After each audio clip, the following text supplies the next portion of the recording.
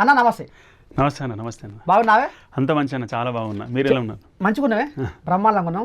మరి ఇప్పుడు మా వలయం టీవీ ప్రేక్షకుల కోసం ఒక అద్భుతమైన పాటతోని ముందుగా స్టార్ట్ చేశాక మీ పరిచయాన్ని చెప్పండి. థ్యాంక్ యూ అన్న. తప్పకుండా పాడి వినిపిస్తాను. సో నాకు వలయం టీవీకి ఆహ్వానించి ఇంత చక్కటి అవకాశం ఇచ్చిన ఈ వలయం టీవీ యాజమాన్యానికి ప్లస్ నాకు అన్నతో సమానంగా భావిస్తాను మా నరసింహన్నకి నమస్కారం తెలియజేసుకుంటూ నేను ఒక గణపతి అంటే అమ్మవారి ప్రార్థనతో కార్యక్రమాన్ని ప్రారంభిస్తాను. ఇది స్వయంగా నేనే రాశాను. చదువుల తల్లి అమ్మ శారద మాత, నిరతము నిన్ను కొలిచెదము నిర్మల చరిత. చదువుల తల్లి అమ్మ శారద మాత, విజ్ఞానము కలిగించే అమ్మవు నీవే, అజ్ఞానము తొలగించే వాగ్విలాసినివి నీవే. చదువుల తల్లి అమ్మ శారద మాత, నిరతము నిన్ను కొలిచెదము నిర్మల చరిత. చదువుల తల్లి అమ్మ శారద మాత.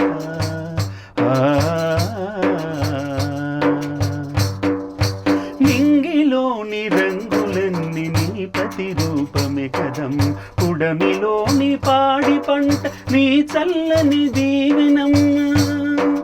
నింగిలోని రంగులన్నీ నీ ప్రతిరూపమే కదం, ఉడమిలోని పాడి పంట నీ చల్లని దీవెనం. ప్రవహించే నదులల్ని నీ కరుణాధారలమ్మా అమ్మా.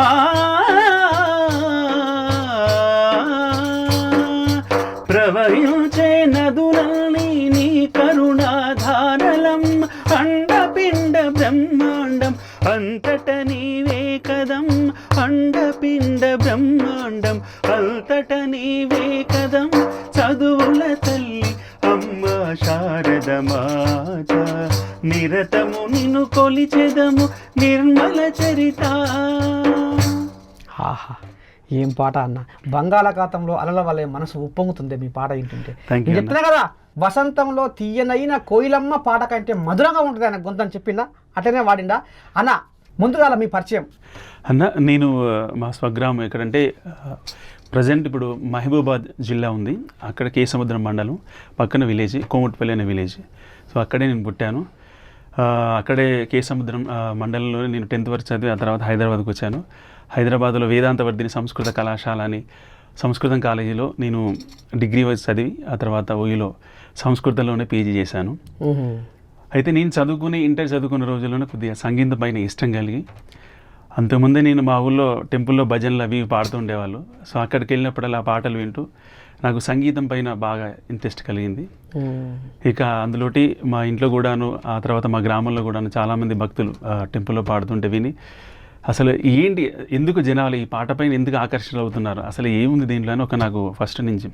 అయితే అప్పుడప్పుడు స్కూల్లో నేను నిద్రపోతున్నప్పుడు టెంపుల్ పైన వచ్చే ఆ పాటలను వింటూ, ఇప్పుడు ఘంటసాల గారి పాటలు వాత పీగండ ఇలాంటి పాటలు వింటున్నప్పుడల్లా నాకు అవి తెలియకుండా నేనే పాడుతున్నానేమో భ్రమ కలిగేది.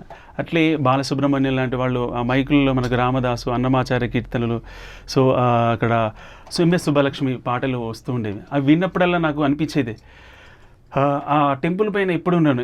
ఎలానంటే ఒక కీర్తన ఉండేది, అది నేను నిద్రపోతున్నప్పుడు నేనే పాడుతున్న ఫీలింగ్ వచ్చేది. అలా నాకు అనిపించిన ఒక పాట ఉందన్న. సీతారామస్వామి నే చేసిన నేరమదేమి, సీతారామస్వామి నే చేసిన నేరమదేమి, ఖ్యాతిగని పద కంజయుగమునే ప్రీతి గదలపక భేదమించితివ, సీతారామస్వామి నే చేసిన నేరమదేమి. రంగు గణ 10,000కు రత్నపు టుంగరములు నిన్నడిగితిన, చెంగటి బంగారు శాలువ పాగా లుంగి నిన్ను గట్టడిగితిన, చెంగటి భూసుర పుంగవులెన్నగ చౌలకు చౌకట్టడిగితిన, ఉంగర గొలుసులు ముత్యపు సరములు అన్ననముకు నిన్నడిగితిన, సీతారామస్వామి నే చేసిన నేరమదేమి, సీతారామస్వామి నే చేసిన నేరమదేమి. అంటే ఎక్కువ అంటే భక్తి పారవశ్యంలో మునిగి తేలియాడే పాటల వైపు ఎక్కువ నువ్వు ఆకర్షితమైనట్టుగా నాకు అనిపిస్తుంది. అవునన్నా. అంతేనా? అవును. అంటే మరి ఇప్పుడు పాలపొంగు లాంటి పాటలు అంటే జానపదాలు, బోనాల పాటలు కానీ, బతుకమ్మ పాటలు కానీ, రకరకాల డోలు దెబ్బ ఆటల దరువులు కానీ, ఇలాంటి పాటలు అంటే తెలంగాణలో ఇవే కదా బాగా ప్రత్యేకమైనటువంటి. అవును. అయితే నేను స్కూల్ డేస్లో ఎక్కువ పాడేవాడిని. అయితే ఇది స్కూల్లో లైబ్రరీ కాంపిటీషన్లలో, ఈ గ్రంథాలయ వారోత్సవాలలో నేను ఎక్కువ, అంటే నేను ఫస్ట్లో ఈ 7th 8th చదివేటప్పుడు స్కూల్లో కూడా పాడాను. అలా పాడిన ఒక పాట వినిపిస్తాను.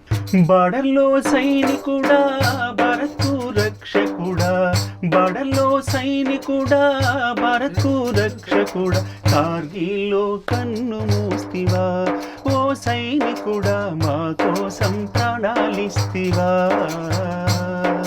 కార్గిల్లో కన్ను మూస్తివా ఓ సైనికుడా, మా కోసం ప్రాణాలిస్తివా.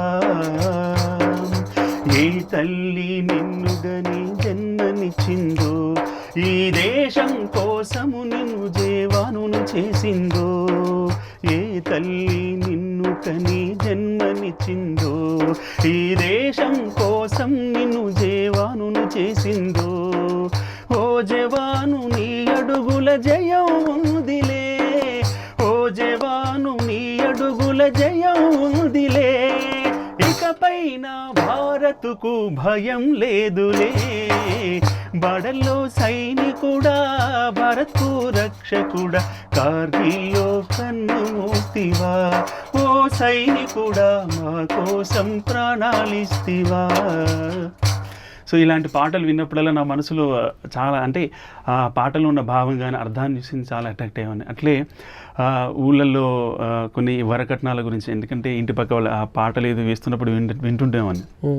దాంట్లో వరకట్నం మీద ఇట్లా ఆడపిల్లలు బలవుతున్నారు అనేది అప్పట్లో ఒక మంచి పాట వచ్చేది, అది ఇప్పుడు వింటుండేవాడిని. సో ఆ పాట కూడా ఒక పాట వినిపిస్తాను.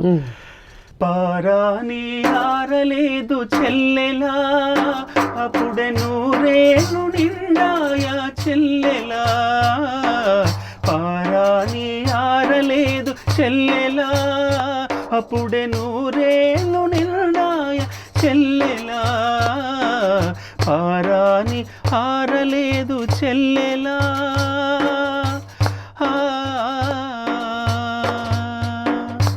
ఇప్పుడు ఎక్కువ తెలంగాణ మట్టి పాటలు, మట్టి పదాలు అంటే ఎక్కువ బావ మద్దల సయ్యాటలు, అవును, ఇట్లాంటి పాటల వైపు ఎక్కువ కళాకారులు ప్రయాణం చేస్తుంటారు. అవును, అంతే కదా. తెలంగాణలో పర్టికులర్గా అందరూ ఆల్మోస్ట్ అందరూ కూడా జానపదం మీదనే మనసు ఉంటుంది వాళ్ళకి.